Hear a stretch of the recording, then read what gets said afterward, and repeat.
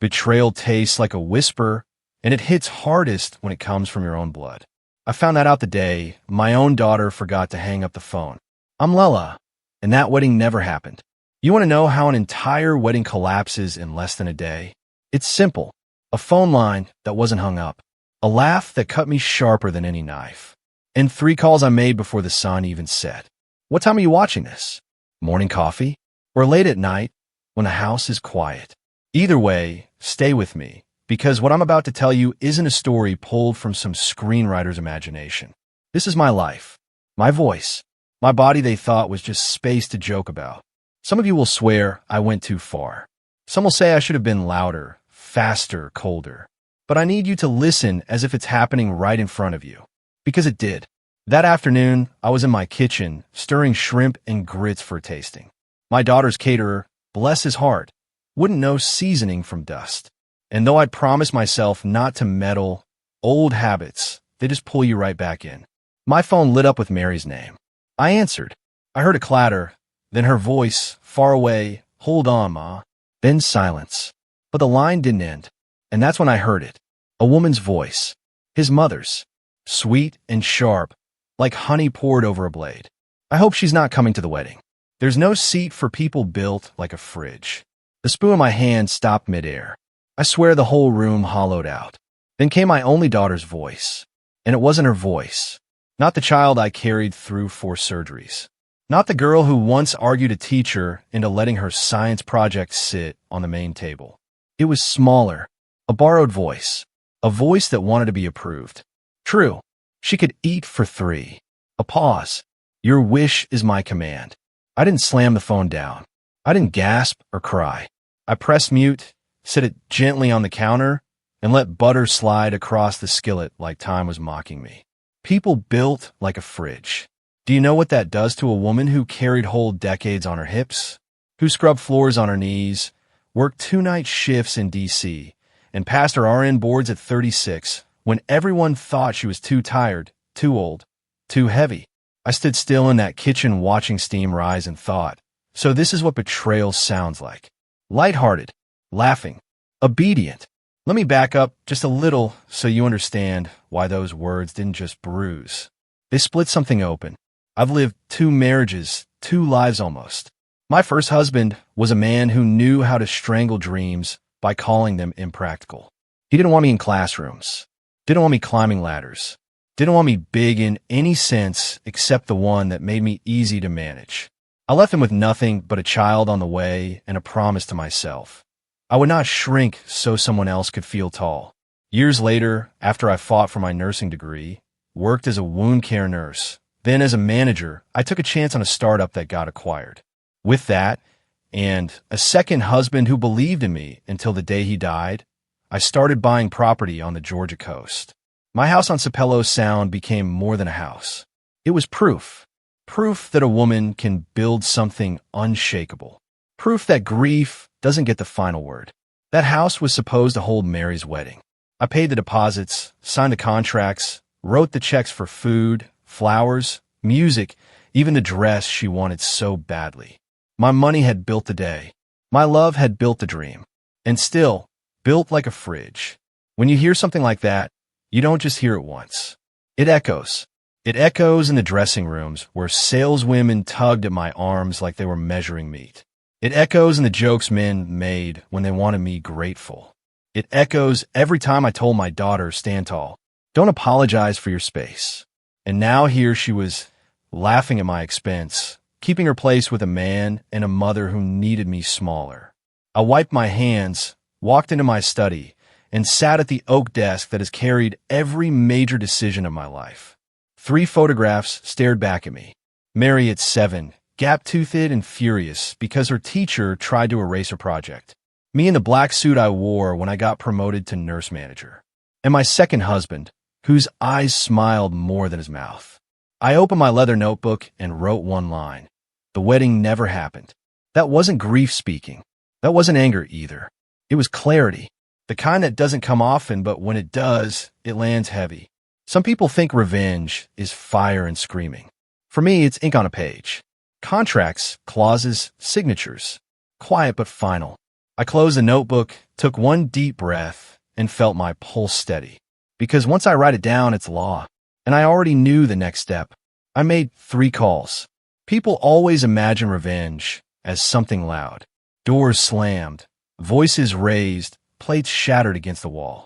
But the truth is quieter than that. My kind of revenge doesn't need volume. It needs precision. A ledger, not an explosion. Ink, not blood. The skillet was still warm when I reached for my phone again. Not to listen, not to confront, but to execute. The wedding was already dead. It just didn't know it yet. Call 1. I dialed Nia, the events director. Most people knew her as Carla, but I called her by the name she asked me to use. Tanya, the one she'd buried for corporate comfort. She always answered my calls on the first ring. Mrs. Andrews, she said, her voice steady, practiced. I'm invoking the sponsor consent clause. I told her, my tone leaving no room for negotiation. All vendor deliverables halt at noon. Billing is suspended until I redirect. No external statement yet. There was the faintest pause, but not of resistance, of recognition. Nia knew the kind of woman I was. She knew I didn't raise my voice unless the house was already on fire. Copy of the signed contract is in your inbox, she said. I'll enforce immediately. Do you want a hard stop notice sent to the catering team today? Yes. And hold the rentals in storage until I tell you otherwise. Her pen must have been moving fast. I could hear the scratch of it, even through the line. Understood. Noon cutoff. No further obligations without your written consent. Good, I said. Thank you, Nia. That call took 3 minutes. 3 minutes to undo 6 months of planning. Paper moves faster than apologies. Call 2. I didn't hesitate before dialing Mr. Baines, my lawyer. A gray man. Exacting. The kind of lawyer who preferred documents over eye contact.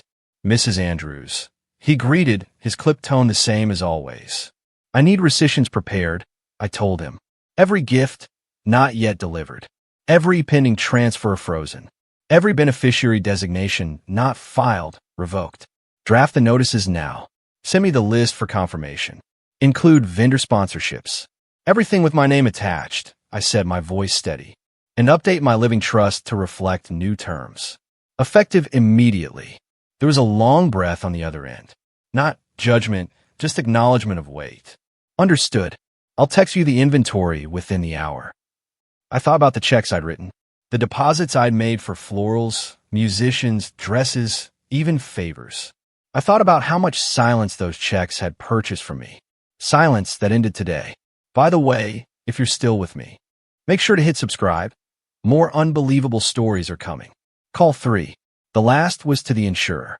People think insurance is about death, but it's really about trust. Who you believe won't starve you while you're still breathing. I named Mary as primary years ago when my own mother died, and I learned how ugly funerals could get when money was involved. But I couldn't leave that weight with someone who laughed at my body to stay in good standing with people who despised me. The representative's voice was young, polite. I'll need to verify your identity, Mrs. Andrews. Ask me anything, I said. She did. Birth city, high school mascot, first pet. I answered each one without flinching. A turtle, I said, named Papy. When the last verification cleared, I gave the new name. Primary beneficiary is now my sister, Adon, effective immediately. The representative read it back, her tone neutral. For her, it was paperwork. For me, it was a transfer of power. By the time I hung up, the kitchen had gone quiet. The shrimp and grits sat cooling on the stove, butter hardened along the edges of the pan. I didn't even feel hungry anymore. Miss Franny stepped in from the porch, her hands smelling of hydrangeas, her apron damp from watering. She looked at me, eyes sharp as always. What storm you swallow this time, baby? I shook my head. No storm, just business. She studied me for a beat, then nodded. You tell me what to carry. Without a word, she started packing up the tasting dishes, moving gently, respectfully, as if she knew not to ask questions yet. That's the kind of loyalty you don't buy. The kind you earn by surviving side by side for decades. While she worked, I gathered the signed papers that had already landed in my inbox, scanned through Mr. Baines' draft notices, and checked the insurance confirmation number one more time. 3 calls. 3 locks turned. The wedding might still exist in their group chats, in their Pinterest boards, in the fantasy his mother curated for the church ladies and society pages, but on paper, the only place that mattered, it was gone. Revenge for me isn't about fire. It's about ledger lines, about making sure that if you dismiss me, the structure you're standing on disappears with my withdrawal. I don't throw tantrums. I turn off faucets. By noon, vendors who had once depended on me for deposits were receiving polite, final notices. By 2, Bain's letters had begun circling in inboxes like vultures, legal teeth gleaming. By 3, Mary no longer held a place in the policy that once guaranteed her safety. She didn't know it yet. None of them did. But the foundation beneath their perfect optics had shifted. Paper moves faster than apologies. People look at a 30-year-old woman in a silk engagement gown and forget the years it took to raise her spine. They forget the bruises of childhood, the quiet lessons folded into late-night talks, the places where laughter covered hunger or cruelty. I don't forget. I can't, because every piece of me the world sees, I had a hand in shaping. I'm not saying I raised her perfectly. No mother can, but I know what I put into her. I remember the science fair, 6th grade. She had built a model of tidal currents, careful as a surgeon, patient as her namesake, Miriam, who once parted seas with faith alone. She'd stayed up 3 nights cutting cardboard, gluing sand, pulling thread through blue construction paper to show how water moved. But when the judges came around, they gave the ribbon to a boy whose father had clearly built his volcano for him. When they posted the results, Mary's shoulders slumped so hard her braids nearly touched the table. "Baby, what do you see?" I asked her. "That I lost," she whispered. "No," I said, kneeling down eye level. "You see injustice. Don't ever confuse the two. You can confront injustice, but you never concede to it." That afternoon, we went home, and I showed her how to write a letter. Not a rant, not tears on a page, but a firm account of what she'd built, what she'd learned, and how adults had failed to honor that. We mailed it to the school board. They never replied, but that wasn't the point. The point was that Mary learned silence was not her portion. Years later, in high school, we had those porch talks that mothers and daughters either cherish or survive. The Georgia heat thick around us, cicadas screaming from the trees. Mary asked me once if we were cursed because she'd heard her grandmother whisper about family curses in hushed tones, about men leaving, women breaking. I told her, "We don't carry curses, baby. We carry habits. Generational habits. Some good, some rotten. And it's our job to know which is which."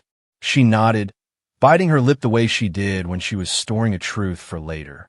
I knew she was thinking about my first marriage, then about her stepfather's subtler cruelties. The way he'd sigh when I served dinner, as though food prepared by my hands was an inconvenience. The way he'd stand too long in doorways, so I'd have to shift sideways, shrinking myself to pass. The way he never hit, never cursed, but hollowed a woman out with indifference until silence grew inside her like mold. Mary and I survived that together. She saw me rebuild after the divorce. Saw me turn night shifts as a nurse into a manager's badge. Saw me take classes on weekends until I held a master's degree. She watched me pour sweat into a startup clinic when banks wouldn't lend, when credit unions asked for collateral I didn't have. She knew I made her a world that her stepfather once told me I'd never see. So how could it be that the same girl now rehearsed optics with me? That she sat across from me in my own beach house kitchen, telling me that maybe for the sake of appearances, I could stand a little further back, speak a little softer, eat a little less. It was in the small corrections, the careful phrases. "Mama, you don't have to sit at the front table. It's about optics." Or, "Mama, maybe don't wear that red dress. It's kind of loud for the pictures." Optics. Not honesty, not strength. Optics. And I knew where she'd gotten that language from him. The groom. With his jokes, always played for a laugh that took a chunk out of her. Mary could eat for 3, he'd say at brunch, nudging her as though humor softened cruelty. Or, "Don't worry, she'll manage the bills." She grew up watching her mama pinch pennies. People laughed, but I saw how Mary's face tightened, how she filed the insult inside her rib cage and smiled to keep the peace. I'd raised a fighter, but I'd also raised a daughter who wanted peace more than breath. And sometimes that longing makes you bargain away the very parts of yourself that should never be for sale. Looking back now, I see it clear. I see how I should have known. I should have heard the question mark in her no. The first dinner with his family wasn't a dinner. It was a performance. I knew at the moment I stepped into their dining room, with its oil portraits staring down from paneled walls, the kind of wood that had held secrets for generations. The table stretched longer than some porches I'd sat on, polished so fine you could see your reflection in the glass. Crystal gleamed, silverware aligned like soldiers. This wasn't about breaking bread. This was about establishing territory. His mother, Evangeline, though everyone around her called her Mrs. Vaughn as if the title were as permanent as stone, welcomed me with a smile so sweet it could rot your teeth. "Lella, darling, you've worked so hard on the wedding already. You must let us handle the next stretch. It's tradition, you know. The family steps in at this stage. Tradition. I'd heard that word my whole life. Usually wielded like a paddle. It meant sit down, hush up, don't question. Tradition wasn't meant to honor people like me. It was meant to keep us in our place." Mary sat beside me, a tense smile plastered across her face. Every time Mrs. Vaughn spoke, she nodded so quickly I worried her neck might snap. I knew that look. It was the same look I wore during my first marriage when silence was easier than confrontation. The groom, Daniel, chimed in sparingly. His power wasn't loud. It was logistical. "Mama's right," he said between bites of lamb. "It'll be smoother if we take over the last few details. Less stress on you, babe. Think about the optics. You don't want to seem overextended." That word again. Optics. The poison that disguised itself as care. I looked around the table at the siblings and cousins, all nodding in unison as if they'd practiced this choreography since birth. They weren't talking about details. They were talking about brand management. Their brand, their legacy. This wasn't just a wedding. It was a press release with flowers. They asked me questions, all honey-dipped, but sharp at the core. "What line of nursing are you in again?" one cousin inquired, though I knew she'd read the feature article when our wound care startup launched. It's so inspiring how you ladies build these clinics. But of course, keeping up appearances must be quite the task. Appearances, optics, tradition. Their vocabulary was a cage lined with velvet. Then came the power play. Mrs. Vaughn leaned across the table, rings catching the chandelier light. "We've always believed philanthropy is the best way to demonstrate gratitude. I'm sure you understand, given your contributions. The beach house is such a blessing, a perfect venue. Everyone's been raving. The subtext wasn't lost on me. They like me better as a Czech than as a mother. The more I bankrolled, the more respectable I became in their eyes. They respected land, yes, but only when it was old land wrapped in family names etched onto courthouse plaques. My real estate? Too new. My clinic equity? Too ambitious. My nursing degree? Serviceable, but pedestrian. What they respected about me wasn't me. It was my money. I felt the air thicken around me until my skin itched. I glanced at Mary, waiting for her to push back, to remind them that this was her wedding, not a Vaughn prescale. But she stayed still, eyes darting to Daniel for cues. Every time his mother spoke, Mary's lips curved into quick agreement, like a reflex she couldn't control. That's when I noticed Ezra. His role was quiet, somewhere between best man and younger brother. He didn't smile as much as the others did, not on cue. Instead, he studied Mary, watching the way she folded into herself when Mrs. Vaughn made a suggestion. His jaw tightened once, just slightly, when Daniel brushed off Mary's question about the music selections. Later, while coats were being collected and goodbyes exchanged, Ezra stepped closer to me. He spoke low, his tone different from the honeyed chorus I'd endured all night. "If you ever need someone to carry boxes at the beach house," he said, slipping a plain business card into my hand, "call me." I didn't look at the card right away, just felt the weight of it.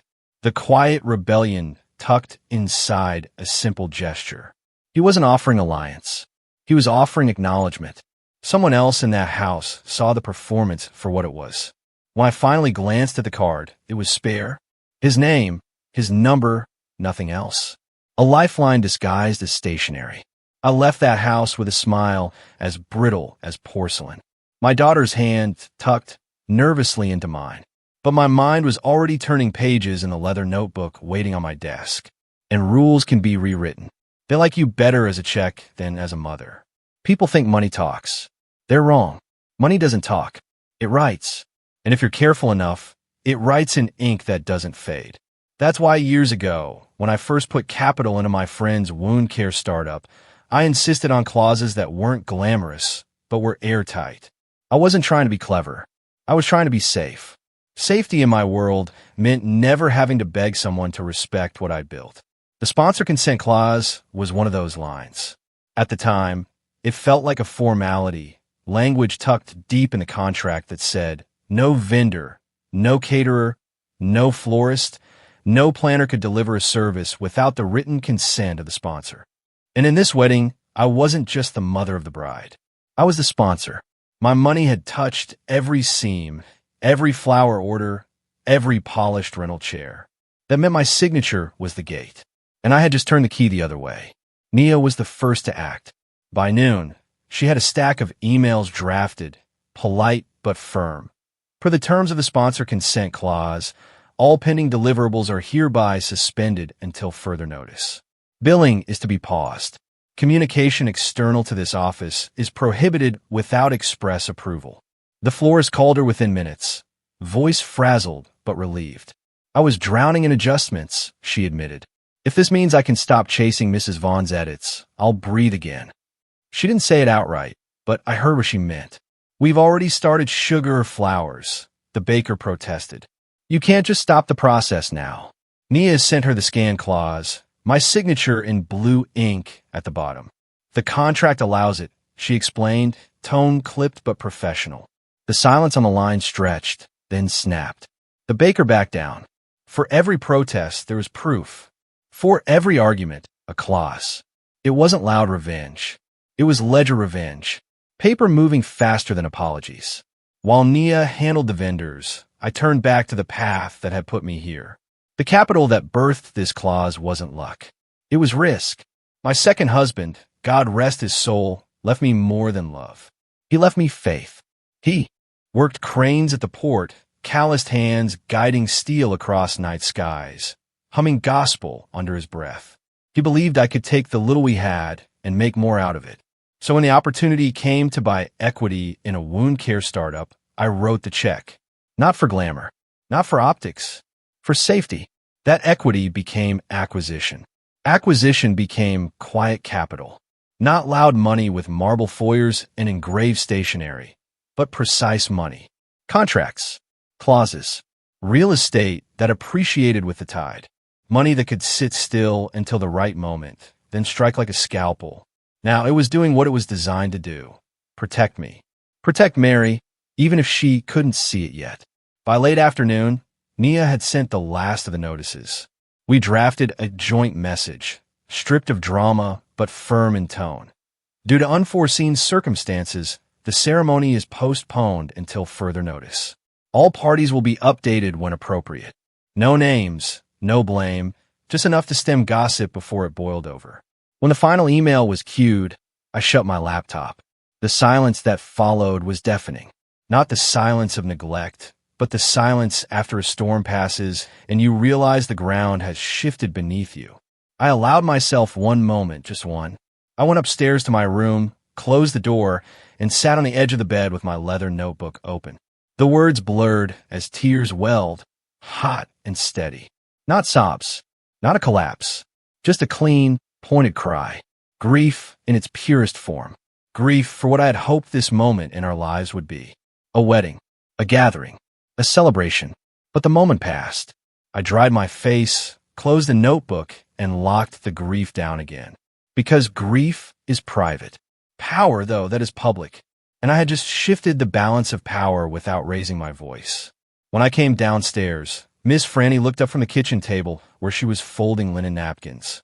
She didn't ask why my eyes were red. She just handed me a glass of water and said softly, "Done?" "Yes," I replied. "For now." She nodded as if she'd expected that answer all along. Postponed is not canceled yet. The first ping came while I was still rinsing dishes. My phone lit up like a flare. Group chats unraveling. Emojis mixed with frantic texts. bridesmaids and cousins panicking about postponement notices. By the third ping, I knew Mary had seen them too, and by the fifth, her name flashed across my screen. I let it ring twice before answering, not because I didn't want to hear her voice, but because I needed my own to be steady. "Mom, what did you do?" Her tone wasn't soft. It wasn't the daughter I used to coach through math homework or calm after a breakup. It was clipped, high-strung, a tone I recognized from Mrs. Vaughn, an imitation she probably didn't even realize she was practicing. "I exercise my rights as the sponsor," I said evenly.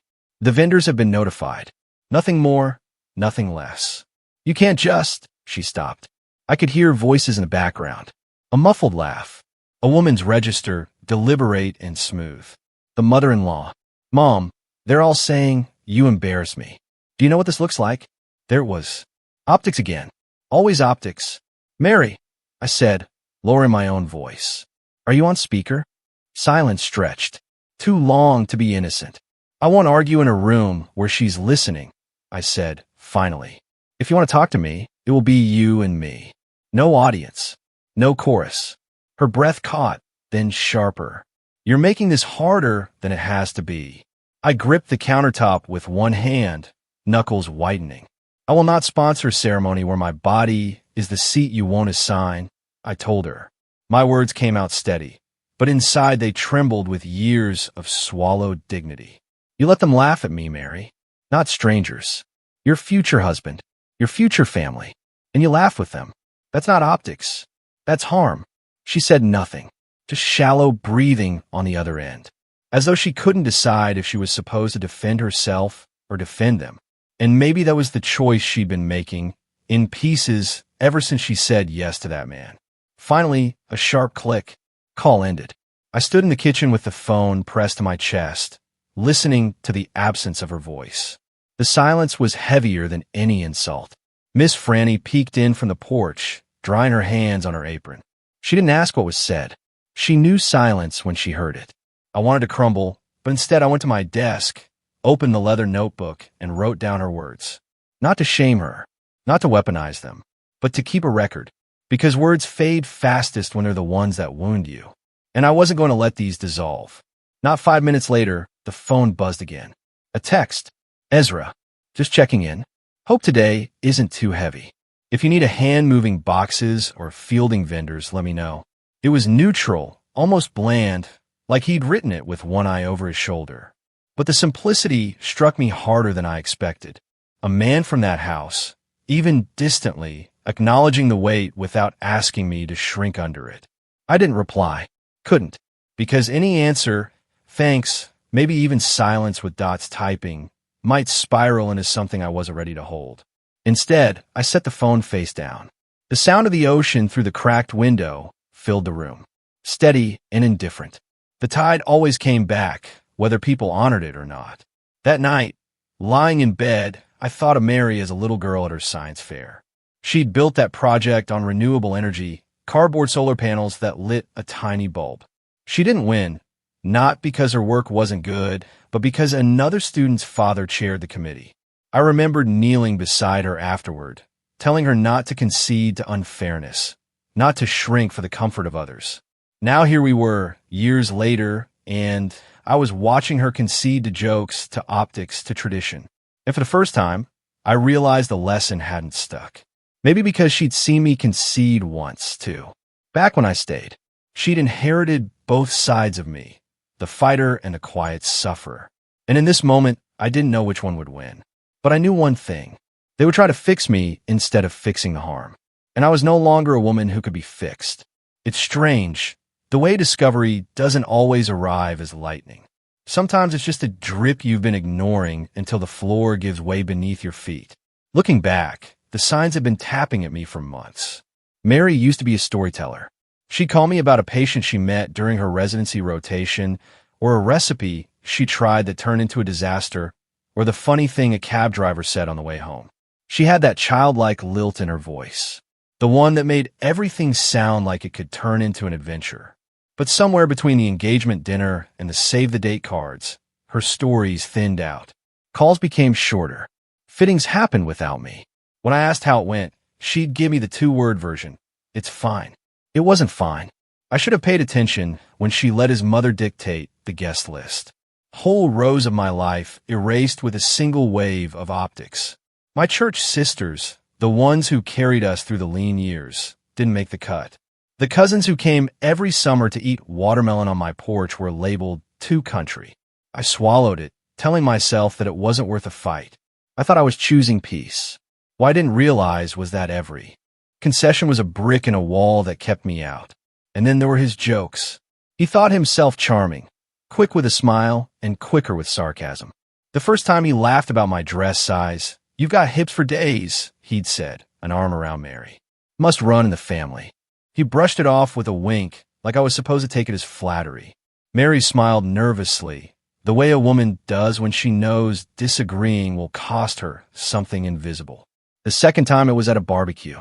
He made a crack about me needing an extra folding chair. Everyone laughed. I laughed too, because silence would have been too heavy, but inside I felt something die.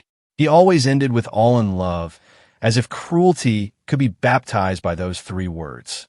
That afternoon, while I was replaying those moments in my mind, an email from Bain slid into my inbox. Subject line, "Rescinded gift list. Please confirm." I opened the attachment, scrolling through each item with deliberate calm. The wedding contributions, the transfers, the promised securities. Line after line of generosity, now redirected back to me. I took out my pen and signed every page. Each stroke of ink felt like reclaiming something I hadn't realized I was losing. By the last signature, my hand ached, but my heart felt steadier than it had in weeks. Minutes later, the phone rang. It was the insurance company, completing their process for verification purposes. "Miss Grant," the representative said, "please confirm that you are changing your primary beneficiary from Miriam Vaughn to Adon. Say effective today." "Yes," I said. "Please state your full name for the recording."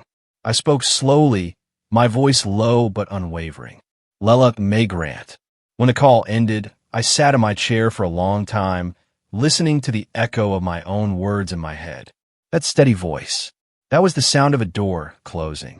Not with anger, not even with grief, just finality. Miss Franny came in, carrying a basket of laundry, and glanced at me. "That storm still sitting on you?" she asked softly. "No," I said, folding my hands over the papers on my desk. "The storm's passed. This is the quiet after." She didn't push, just nodded and went about her business. But inside, I knew I was standing at a threshold. For years, I thought love would be tested by sacrifice, that the measure of devotion was how much you could endure. But this was a different kind of test. Not how much I could give up, but how much I could protect. How much of myself I was willing to guard, even if it meant guarding it from my own child. The discovery wasn't just that my daughter had laughed at me. The deeper truth was that I trained her, unknowingly, to think that kind of laughter was survivable. She had watched me bend again and again until she thought bending was the only way to keep love. But now the bending stopped. I looked out at the water, silver in the late afternoon light. The tide was shifting again, slow and certain. Now we test who is here for love and who is here for the view. A key tells you who belongs. Sapelo Sound isn't just an address. It's marrow in my bones. The first time I saw the property, the live oaks bent low like they were bowing to a secret. Spanish moss drifted down like whispers too heavy to carry. The porch stretched wide, the kind of porch that seemed to invite people to sit down and tell truths they wouldn't dare speak indoors. I knew then that this was no ordinary house. This was a witness. I rebuilt this place twice. The first time was from rot. Years of salt air had chewed into its beams. Rain had worn grooves into the flooring. I brought in crews and oversaw every nail, every plank. Not because I couldn't hire someone to do it all, but because I wanted to understand the bones. If I was going to tie my life to this house, I needed to know what held it upright. The second time, I rebuilt it from grief. My late husband, Rafford, was a port crane electrician. Nights spent high above the Savannah River, his hands gripping steel, his eyes on cargo that never stopped moving. He was a man of quiet faith, hummed low gospel songs like they were prayers meant only for God's ear. He loved me because I was restless, because I looked at risk like a challenge instead of a warning. And when he died, The silence in this house was so thick, I thought it might choke me. I painted walls. I sanded floors. I filled the kitchen with smells that would have made him smile. Red beans simmering, cornbread baking. I lit candles, not because they could drive out grief, but because they reminded me I was still here, still burning. That's when this house became more than a structure. It became proof that I could lose everything and still rise. So, when the storm of this wedding betrayal began to rage, Sapelo Sound was the only place that made sense to anchor myself. The first call I made that morning was to the gatehouse. Change the codes, I told them. No one enters without my clearance. Vendors, deliveries, family. If they don't have my explicit approval, turn them away. Yes, Miss Grant, the guard said. No hesitation. That's the comfort of long relationships. You don't have to explain the weight of your words. The second call was to Nia. Hold all deliveries. Store them off-site until further notice. Done, she said, efficient as ever. Do you want me to draft a vendor memo? Yes. Simple language. Pending resolution. No access to the property until cleared by me personally. She hesitated, then added, that will ruffle feathers. Good, I replied. Let them feel what boundaries taste like. By noon, trucks had been rerouted to a warehouse 3 towns over. Chairs, floral arrangements, table linens. All the ornaments of a celebration kept at arm's length. If the groom's family drove down expecting to see a festival, all they'd meet was a locked gate and the sound of waves hitting the marsh. Standing on the porch, I felt the old boards hum beneath my feet, steady and forgiving.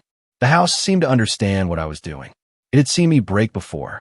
It knew I was not breaking now. This wasn't pettiness. This was preservation.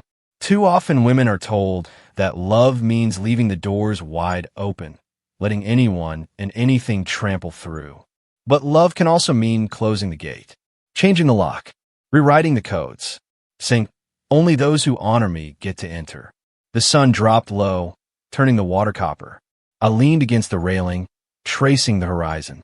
Somewhere beyond that line, ships moved under Rafford's cranes, cargo stacked like puzzles. He used to tell me, every container's got a story. You just can't see it from the dock. Maybe that's what this moment was. A container, heavy, sealed, carrying pain and dignity in equal measure. I couldn't see all it held yet, but I knew it belonged to me. The beach house, the gates, the codes, none of it was about shutting my daughter out forever. It was about drawing a line in the evening light. With the house breathing quietly around me, I knew the truth. Belonging isn't claimed by blood or vows. It's proven by who you trust with your keys. Love that depends on my silence isn't love. It's rent. The restaurant was chosen with care. Neutral walls, soft lamps, white tablecloths so stiff they might as well have been starch sermons. I could feel the intention in every detail. It was the kind of place meant to stage reconciliation. Polished silver, stemmed glasses, bread baskets that arrived without asking. But peace was not on the menu. The groom's mother greeted me with her practiced embrace. One of those touches that pressed close, but carried no warmth. Lella, she said, her voice heavy with dignity. Thank you for coming. We're just all so hurt. This wedding is about family, about legacy, about the community we've built together. She let that word community hang like incense. I knew what she meant. Donors, board seats, plaques on hospital wings. She wasn't talking about casseroles and prayer chains. She was talking about optics. The groom chimed in, his voice smooth, the way men slip into compromise when it serves their ambition. We can move the date, maybe adjust some things, he said, eyes darting to Mary. But the optics, I cut him off. My voice was steady, but the steel inside it rang. Your optics call me a fridge. The room stilled. The clink of a fork against a plate in the corner. The hum of an air conditioner suddenly magnified. Across from me, Mary's face flushed. It was a joke, she whispered. Her hands twisted the napkin in her lap until it looked like rope. Mama, you know how things get said. I didn't raise my voice. I didn't have to. Did you laugh because it was funny? Or did you laugh because you thought that was the price of staying loved? Her eyes glistened, and for a second I saw my daughter at 15, standing in our kitchen, fighting back tears when her science project ribbon was handed to a boy whose father was on the PDA. Back then, I told her to speak truth even if her voice shook. Now, I watched her swallow truth to keep the peace at this table. My chest ached with something sharp and bitter. The groom reached for her hand, his thumb tracing comfort into her skin, but his eyes never left me. I recognized that calculation. I'd seen it in boardrooms when men in suits realized the nurse they'd underestimated was the one holding the clauses that could stall their deal. I let the silence stretch until it nearly broke. Then I reached into my bag and placed a sealed envelope on the table. I didn't slide it dramatically. I set it down as though it were nothing more than a bill. This, I said, is a list of decisions. Gifts rescinded. Transfers frozen. Clauses invoked. Assets I will not pass to anyone who can laugh at my body like it's disposable. The groom blinked once, twice, his lips parted, but no words came. For the first time, his charm cracked. He was doing math in his head, numbers stacked against promises, the balance shifting in real time. Mary whispered, "Mama, please." Her voice broke. I turned to her, softer now, but unyielding. "I gave you life, Mary. I gave you every tool to stand on your own. But I will not fund a union that demands my silence as tribute." Across the table, his mother smiled, the kind of smile polished in mirrors, but fury leaked through her eyes, sharp and unblinking. "You'd sabotage your daughter's future over one misunderstanding?" she asked. Her tone dipped in honey, but barbed underneath. I folded my napkin neatly, placed it on the table, and stood. "No," I said. "I'm saving her from mistaking humiliation for home." For a moment, nobody moved. Mary stared at her lap, her shoulders caving inward. The groom sat rigid, his fingers still tangled with hers, but his gaze locked on the envelope like it might catch fire. His mother's smile stretched thinner and thinner until it looked less like charm and more like a mask cracking at the edges. I left them there, seated in their performance. As I walked out into the humid night, my heart pounded, but my steps were sure. Some choices tear, but they tear clean. As the valet pulled my car around, I thought about how many women before me had been silenced in moments like that. How many had paid rent to keep peace in houses that cost them their dignity? I would not be one of them. They brought work to my doorstep, so we bring light to theirs. Aiden's kitchen always smelled like history. Tomatoes stewing low on the back burner, cornbread crisping in a cast iron skillet seasoned by 4 decades of hands. The counter was scattered with bowls of okra, diced onions, and peppers. I slipped off my shoes and leaned against the door frame, letting the warmth of the room swallow the cold that had followed me since that restaurant meeting. "Wash your hands," she said without looking up, her knife moving through a tomato with the ease of long practice. "You look like you need feeding." Adon and I were only 18 months apart. 2 girls raised in a house where every trip to the department store meant our mother being sized up before she even reached the counter. Clerks would glance at her body, at ours, and decide what kind of service we deserved. We learned early how to make space in rooms that didn't want us. That memory hung in the air as thick as the scent of frying cornbread. I rolled up my sleeves and reached for the okra. "They've been measuring me my whole life," I said. "Now they're trying to measure my daughter, too. And she's shrinking to fit." Adon shot me a look, her eyes sharp but full of knowing. "She's grown, Lela.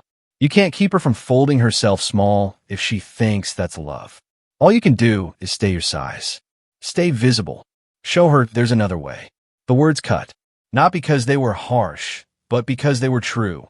I stirred the pot she'd set in front of me, the bubbling stew releasing steam that fogged my glasses for a moment. The hiss and crackle of food cooking was the only sound between us. Then I said it, the fear I hadn't given voice to. If I hold this line, I could lose her. Maybe not forever, but for years. What if she thinks I ruined everything? What if she doesn't forgive me? Adon set the knife down and leaned her elbows on the counter. "Better a hard line than a soft grave," she said flatly. "You bend now. They'll bury you alive in that house of theirs. And I'll be the one to bring you flowers when you can't speak anymore." My throat tightened. The kitchen light flickered against the curve of her face. shadows dancing across the familiar lines of a sister who had carried me through so many storms. I thought of nights after my first marriage ended when she slipped casseroles into my fridge so I wouldn't have to cook for Mary after 12-hour shifts. She had always been the one to remind me, silence was not survival. We worked side by side, chopping, stirring, tasting, the rhythm of cooking binding us like prayer. When the cornbread came out of the oven, golden and steaming, Adon finally said what she'd been holding. "You should know something," she began carefully. "Someone from his people called my job. So they were checking references on you, asking about the clinic, the startup, your credentials, as if they could smear you through me." I froze, the spoon heavy in my hand. "They dragged you into this." Her mouth quirked into a humorless smile. "They think intimidation runs in every direction. But I've been a black woman in corporate healthcare for 25 years. A phone call from some country club matron doesn't scare me. It just tells me they're desperate." Heat flooded my chest. Not just anger, but something colder, sharper. Retaliation wrapped in civility. They couldn't bully me directly, so they'd aim for the next branch in the tree. I set the spoon down, wiped my hands, and faced her. "Then they've made a mistake. They think this is about me being difficult, but if they want to bring work to your doorstep, we'll bring light to theirs. Facts. Receipts. No slander, just the truth they can't outrun." Adon nodded, as if she'd been waiting for me to land there. "Good. Because light is harder to fight than noise." We sat down at the small wooden table, the bowls steaming between us, cornbread sliced thick and butter melting into every cut. For a moment, we were just sisters again, eating late at night, sharing food and silence. But under the quiet, my resolve hardened.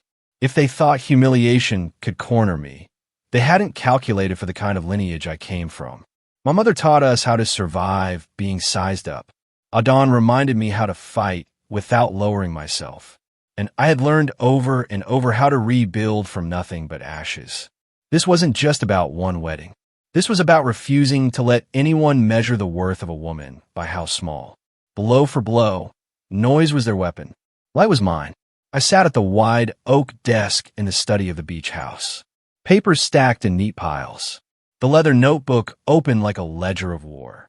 I didn't scribble names or slurs. I wrote tasks, steps, facts. Revenge wasn't fire. It was ink drying on paper until it became law.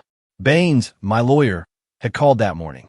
If they're meddling with reputations, you can respond without playing in the mud. You remember that prenuptial draft you offered to cover? The one her fiancé's mother dismissed as unromantic. Request the disclosures anyway.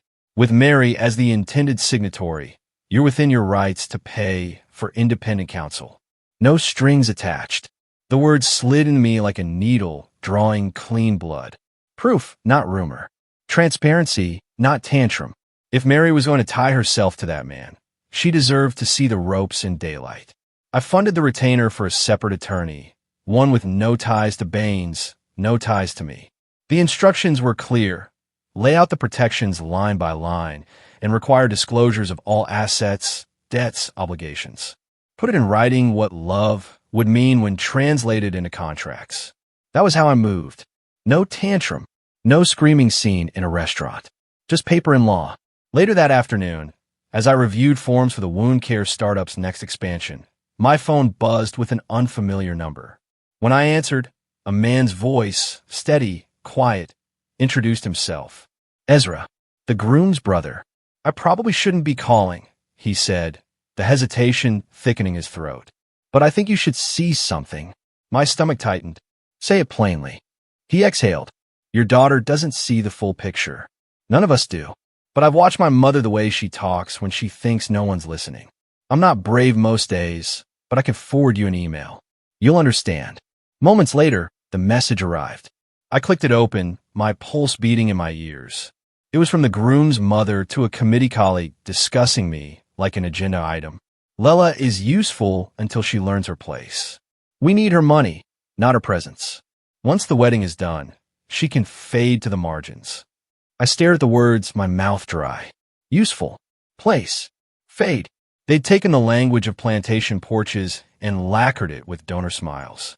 I didn't cry. I didn't rage. I printed the email, slid it into a plain envelope, and tucked it inside my notebook. Proof belonged in ink, not on screens that could vanish. That evening, Mary came by, tension bristling off her like static. She stood in the doorway of a study, arms crossed. Vendors keep asking questions. People think I canceled the wedding myself. Do you know what kind of pressure that puts me under? I closed the ledger, kept my voice even. I know exactly the pressure. That's why I've given you something no one else will. A clear view. I paid for a prenup attorney. Independent. No strings.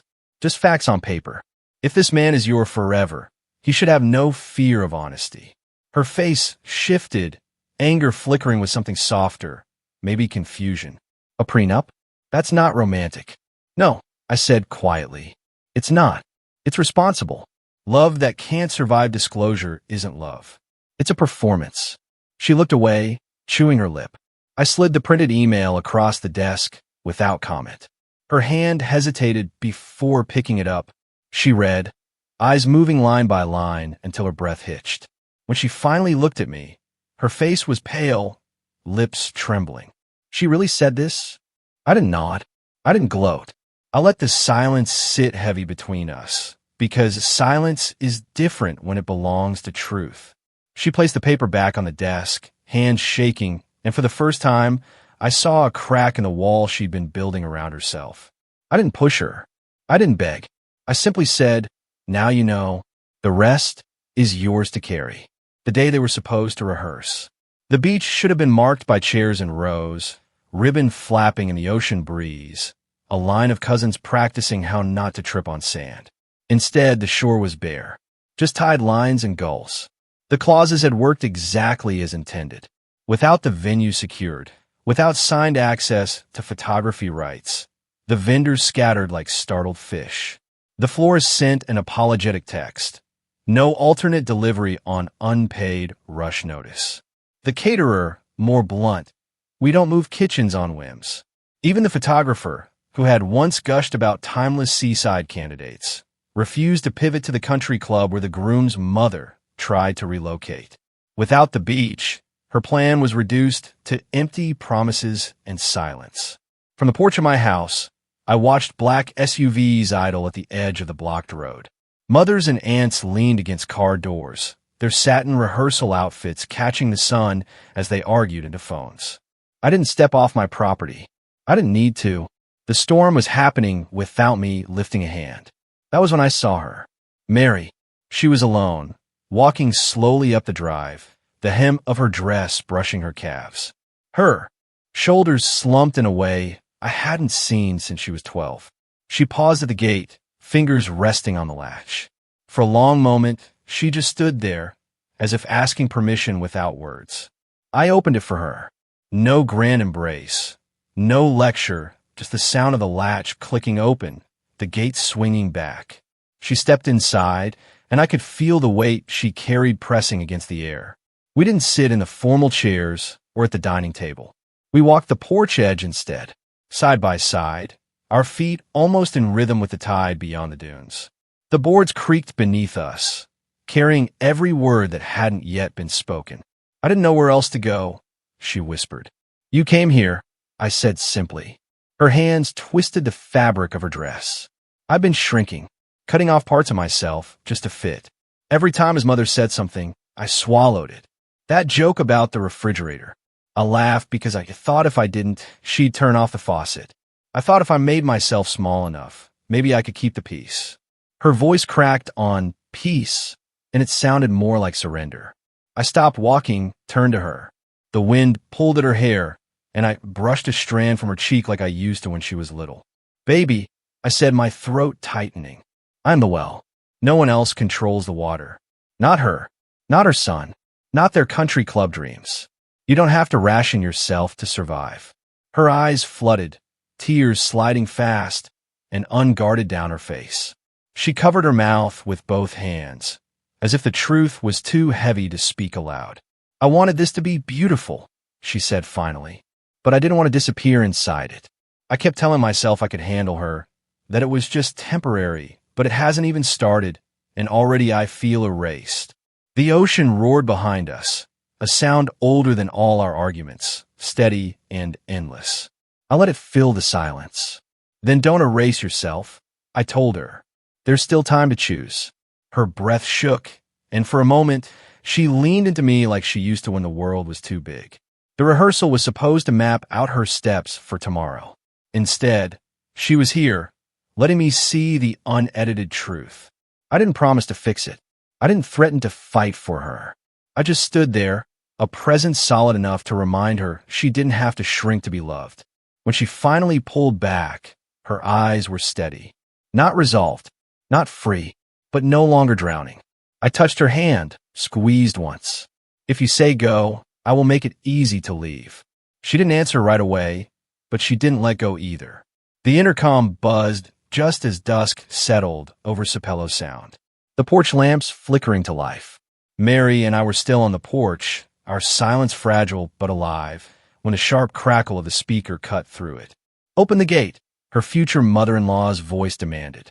Syrup and vinegar mixed in equal measure. "We need to clear this misunderstanding before it becomes public." I didn't move. My thumb hovered over the control, but instead of pressing, I switched the panel to record. Evidence wasn't just paper. Sometimes it was tone. Mary stiffened beside me. The groom's voice followed, lower, coaxing. "Mary, babe, you're overreacting this whole thing. My mom's just trying to help. Don't let your mother's dramatics blow this out of proportion." There it was. The word dramatic. A blade slipped between ribs, dressed as reason. Mary's breath caught. She had heard fragments before, diluted through me, softened in group texts. But here, unvarnished and amplified through the intercom, the mask slipped. I didn't respond right away. I wanted her to have the silence, to register it for herself. When I did speak, my voice was steady. "You're not invited past this gate. Any further demands will be documented. Do you know what this will do to your reputation?" Her mother-in-law snapped. "People will talk. Foundations will pull back. You'll be the woman who ruined her daughter's future because you couldn't stay in your lane." Documented. I repeated and pressed the intercom off. Mary's hand trembled on the railing. She didn't look at me. She stared at the gate, as if it were both barricade and mirror. Slowly, she stepped back into the house. Her movements deliberate, like each one was a choice she was reclaiming. She turned in the doorway. "I want to see the draft," she said. I didn't ask which draft. I had one prepared weeks ago, commissioned through an independent attorney, where her fiancé's family called the very idea of a prenuptial agreement unromantic. I fetched the envelope from my study drawer, sealed and waiting for her, and placed it in her hands. At the kitchen table, under the soft light, she unfolded it. Her eyes moved line by line, lips tightening as she read.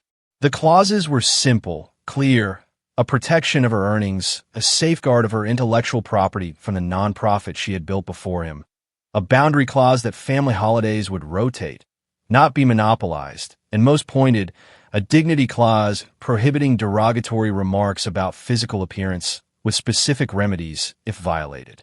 Her fingers paused on that line. She exhaled shakily, then pushed the draft toward him when he finally came stomping to the gate, summoned by Mary herself. For the first time, it was her voice, not mine, that set the condition. "If you mean what you say about partnership, sign this." He skimmed it, jaw tightening. "This is insulting. Marriage isn't supposed to be a contract. It's about love, about trust. If you need this," he tapped the paper like it was filth, "then you don't really trust me." Mary didn't flinch.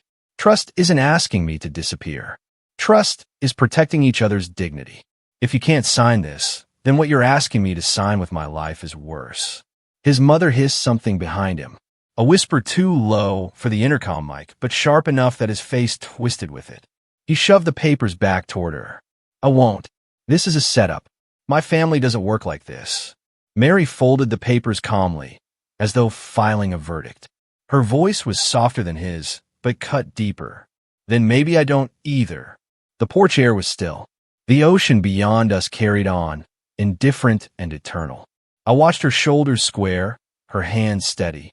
Some choices announced themselves with shouting and slammed doors, but others, the kind that changed everything, arrived quiet, almost tender. As she set the unsigned contract back in its envelope, I thought, some doors close without slamming. The morning of what should have been the rehearsal dinner, and then the wedding day itself, arrived without a single flower delivered, without a caterer knocking at the gate. Nia, precise as ever, released the official notice. Due to unforeseen circumstances, the ceremony has been postponed. Neutral, unemotional, the kind of phrasing that offered no handhold for gossip to climb on, though I knew they would try anyway. Calls came in from a society columnist at the Savannah Ledger. Her curiosity wrapped in syrup. "Surely you'd like to correct the narrative, Mrs. Cole?" I let it ring into voicemail. Declining attention is its own kind of statement. Meanwhile, the groom's mother sharpened her knives. At church, she whispered at the edges of pews, hinting I was unstable, controlling, too proud to let my daughter live her life. At a board luncheon, she sat in pearls and said, "It's tragic when money makes a woman think she's more than she is." But I had long ago learned the power of presence. That Sunday, I walked into service wearing navy silk. No fanfare, no apology. I greeted the hands in the hymn line without wavering. Those who mattered saw the truth. Steadiness speaks louder than rumor. Behind the scenes, I made sure no one who worked for me was left dangling. The florist who had ordered hydrangeas, the jazz trio rehearsing for the reception, the caterers who had prepped half their sauces. All of them received compensation. Not extravagance, just fairness. There is no revenge in punishing laborers who only followed instructions. Meanwhile, Mary packed her belongings, not at the beach house, but at the apartment she had merely abandoned in her eagerness to build a life with him. One box at a time, she restored her space. Books back on the shelves, photographs into frames. A quilt I had sewn during her college years smoothed over her bed. It wasn't triumph. It was reclamation. Her phone buzzed in bursts. His rage spilled across the screen in short, jagged sentences. "You ruined us. You let her control you. You'll regret this." Each one harsher than the last. I watched as she read them, thumb hovering, then drew a breath and pressed block. Her silence was not weakness. It was strength. Ezra, the one brother who had noticed the shrinking, made his quiet choice. He resigned from the foundation his mother had used as both shield and weapon. He did not grandstand. He simply sent Mary one message: "Proud of you." Sometimes the loudest loyalty is whispered. That evening, the house was hushed, except for the soft clink of cups. Mary and I sat on the porch together, steam curling from our tea. No laughter, no victory dance, just breathing. For the first time in weeks, our breaths aligned. Inhale, exhale, the rhythm of people who had endured but not been erased. She leaned against the wicker arm, her voice low. "What if I never find someone who loves me without asking me to shrink?" I set my cup down, watching the last edge of sunlight slip into the sound. "Then you don't settle for shrinking, baby. You can marry one day. On a porch, on a beach, in a courthouse. But you will not marry away from yourself. Not with my blessing, and not with your own." She nodded, eyes bright. Not with tears, but with something closer to recognition. The night settled around us. The crickets sang.